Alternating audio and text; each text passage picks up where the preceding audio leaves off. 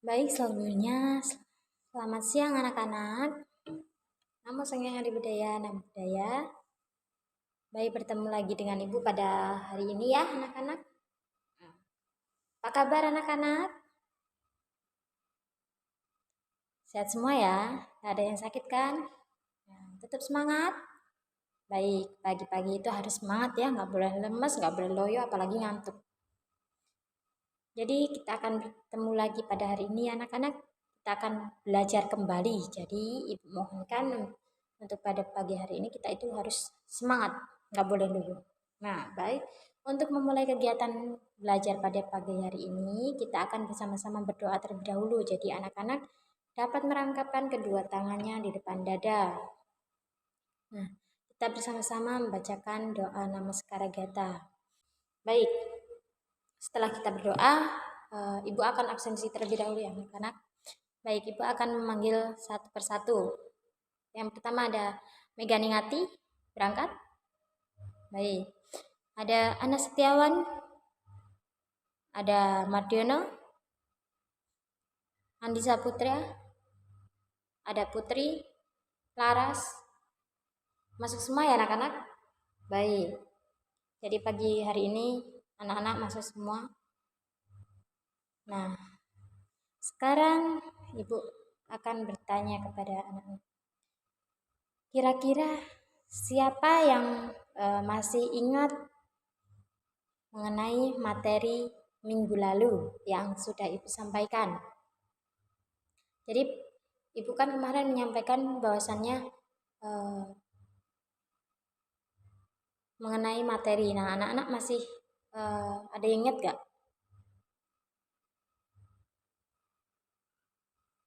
Ya, benar sekali. Minggu lalu kita mengulas mengenai kita belajar mengenai aneka ragam budayaku, gitu kan? Nah, Ibu juga sudah menyampaikan bahwasannya pada hari ini kita akan lebih mendalam mempelajari aneka ragam budayaku yang ada di Indonesia, khususnya di dalam agama Buddha itu sendiri. Nah, jadi anak-anak masih ingat, tentunya masih ingat ya yang Ibu sampaikan kemarin. Baik, di sini kita akan belajar mengenai aneka ragam budayaku. Di sini Ibu akan bertanya kepada anak-anak, siapa yang tahu pengertian dari aneka ragam budayaku? Aneka ragam budayaku itu apa? Tepat sekali Meganing. Jadi aneka ragam budayaku itu sebuah karya. Ada yang lain yang memberikan jawaban? Baik, silakan Madiono. Apa itu aneka ragam budayaku? Ya, tepat sekali. Nah, seperti yang dikatakan dari teman-teman sekalian mengenai aneka ragam budayaku baik dari Meganing ataupun dari Madriono. Nah, di sini Ibu akan menjelaskan apa itu aneka ragam budayaku. Jadi kalau menurut Meganing aneka ragam budayaku hasil karya, dan juga Mardiono juga menyebutkan bahwa sekumpulan karya ataupun sebuah tradisi-tradisi itu tepat ya, karena di sini Ibu akan memberikan pengertiannya sendiri. Jadi aneka ragam budaya itu merupakan sebuah kumpulan dari berbagai hasil karya mengenai budaya benda yang ada di sekitar kita. Di dalam agama Buddha itu sendiri ada juga ragam budayaku mengacu pada keberagaman terkait dengan ajaran agama Buddha itu sendiri.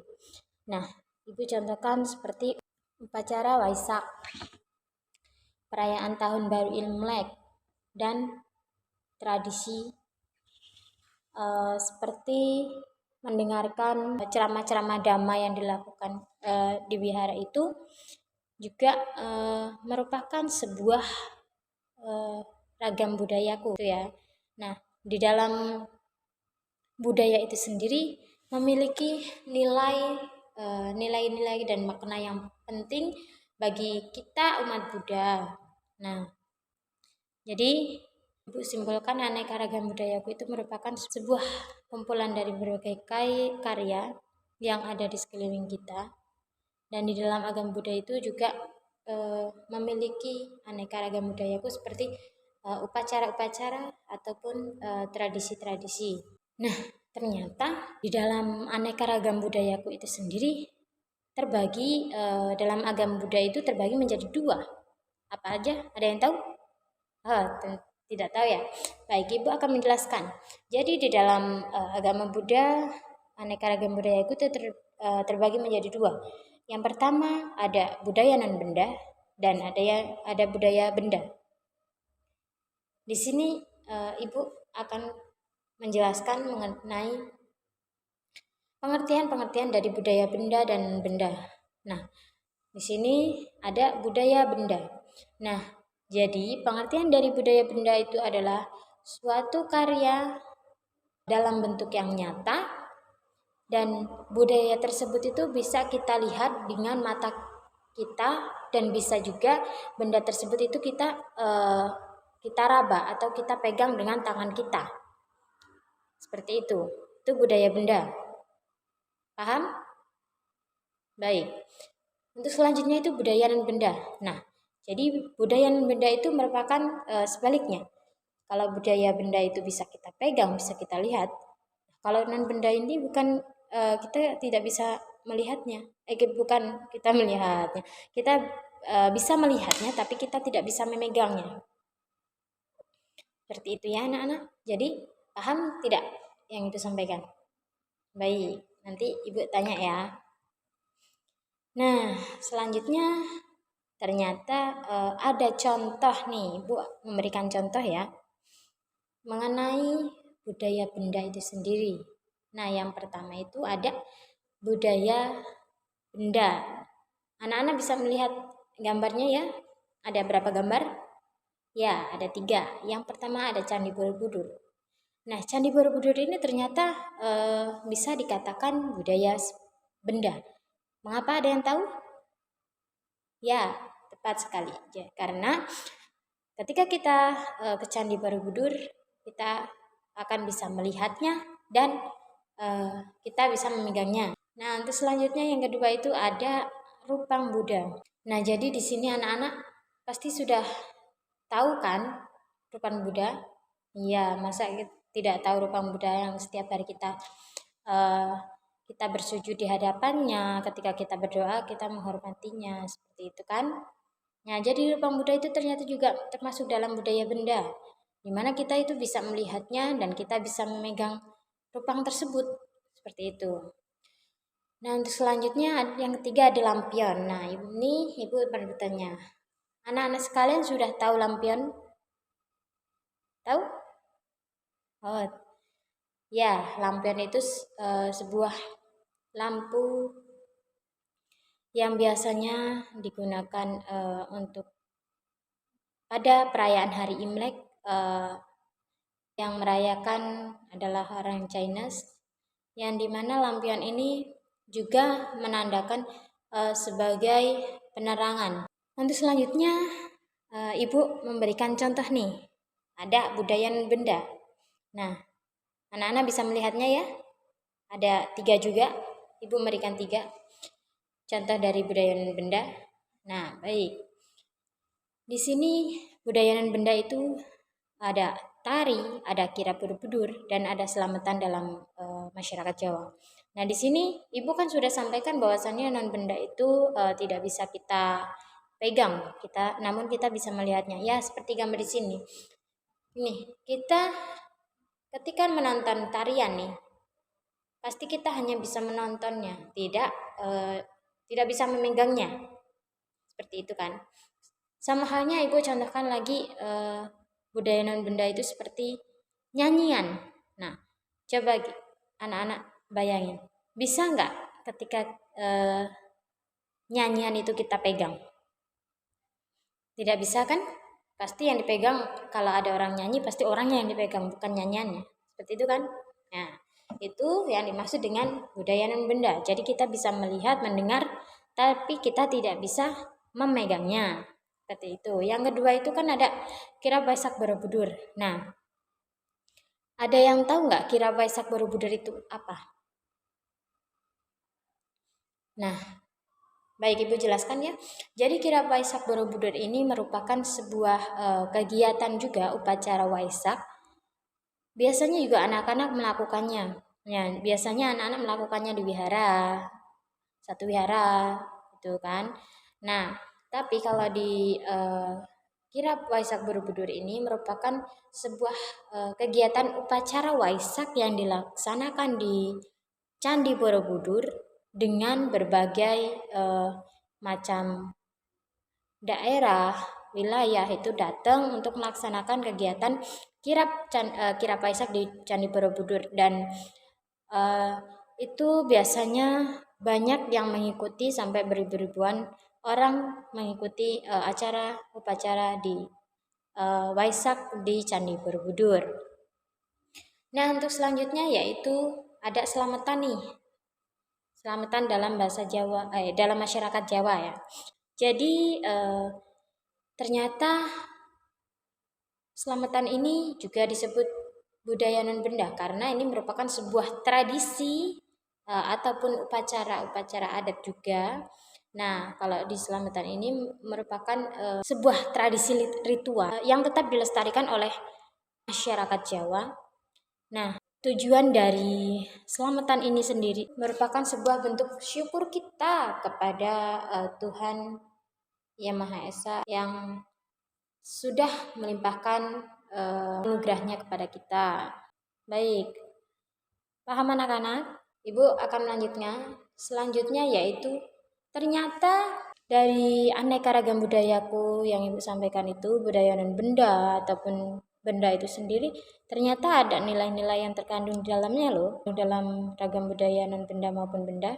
Yang pertama yaitu ada nilai ketenangan dan kesadaran, yang dimana ketenangan dan kesadaran ini kita itu bisa melakukannya praktik-praktik seperti kita melakukan meditasi, renungan. Nah, di dalam kegiatan sembahyang ataupun kita melaksanakan puja bakti di acara Waisak, pasti di situ kita akan melaksanakan meditasi. Nah, di meditasi itu kita akan mengendalikan emosi kita dan menjaga pikiran yang buruk, sehingga pikiran kita akan selalu menjadi jernih. Selanjutnya yang kedua itu ada keteladanan. Nah, dari nilai-nilai yang terkandung dari budaya benda ataupun non-benda itu juga memiliki keteladanan. Nah, keteladanan ini bisa juga dari nilai-nilai seperti kejujuran, kerja keras, kebaikan, dan sebuah penghargaan. Nah, selanjutnya ada nilai religius. Anak-anak, apa itu nilai religius? Ada yang tahu? Ya, baik sekali. Nilai religius yang dimana kita itu bisa yakin terhadap ajaran yang kita anut. Misal kita menganut ajaran agama Buddha. Nah, di situ kita akan lebih yakin dengan ajaran yang kita anut, seperti itu. Nah, untuk selanjutnya yaitu ada nilai kesenian ataupun kreativitas. Nah, di sini budaya benda atau non-benda itu juga menimbulkan nilai yang kesenian. Contohnya seperti tadi kan Ibu jelaskan ada contoh tari-tarian. Nah, di situ pasti ada, itu merupakan sebuah kesenian, dan di situ pasti akan memunculkan sebuah kreativitas manusia. Nah, dalam kesenian ini juga bisa menimbulkan sebuah keindahan, ekspresi yang ada di dalam diri kita, dan sebagainya. Seperti itu anak-anak. Paham? Ya, baik. Terima kasih. Baik, jika sudah paham, di sini Ibu berikan tugas kelompok.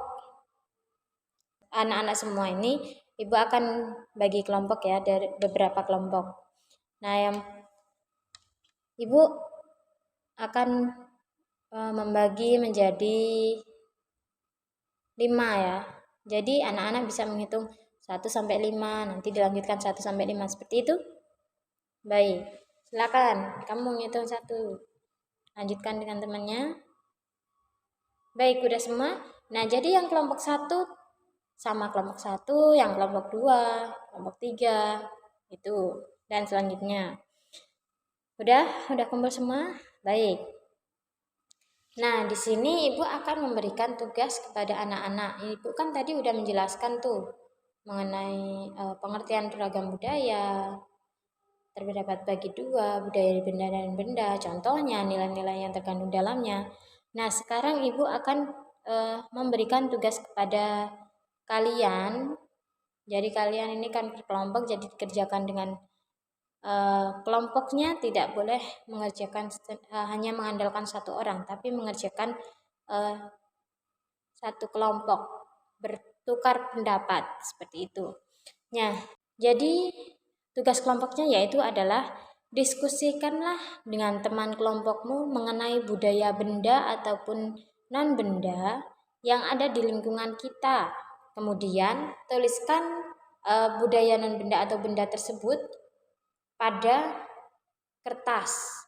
Jadi anak-anak bisa menyobek kertasnya ya. Setelah itu anak-anak bisa nanti dari perwakilan kelompok itu akan membacakan hasil diskusinya.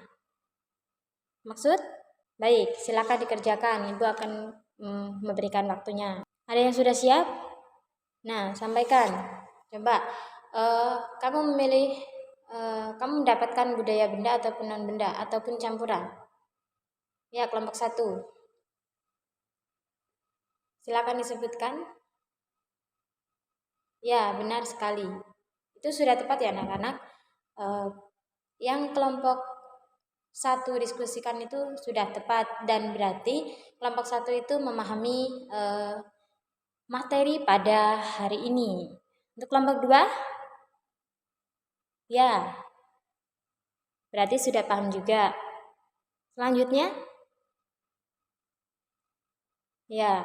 Nah, ternyata ketika Ibu memberikan tugas kelompok, diskusi kelompok kepada teman-teman anak-anak sekalian, ternyata anak-anak sudah memahami materi yang Ibu sampaikan pada hari ini.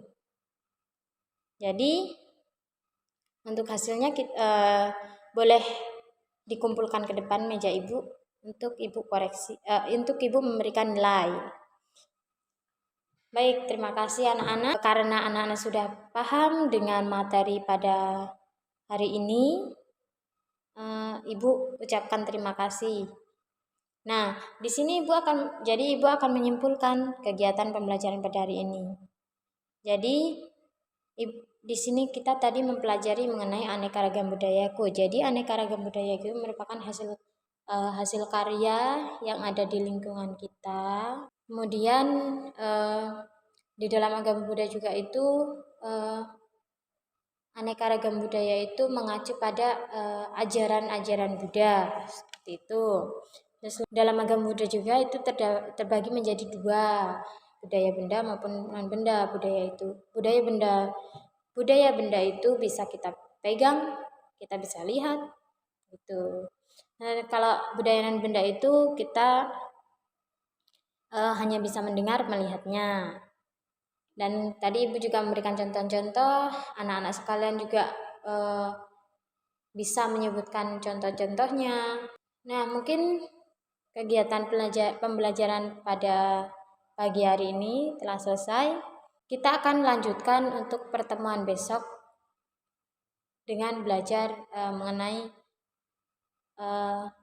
ragam budaya dalam agama Buddha dan Indonesia.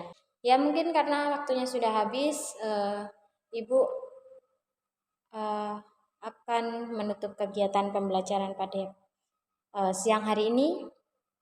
Nah, sebelum kita mengakhiri kegiatan pembelajaran pada siang hari ini, kita sebaiknya berdoa kembali dengan melangkapkan kedua tangannya di depan dada dengan bersama-sama mengucapkan doa Namaskara Gata. Baik, pembelajaran telah kita akhiri. Selamat siang, Namo Sang Yang Adi Budaya, Namo Buddhaya. Ibu ucapkan terima kasih. Silakan istirahat.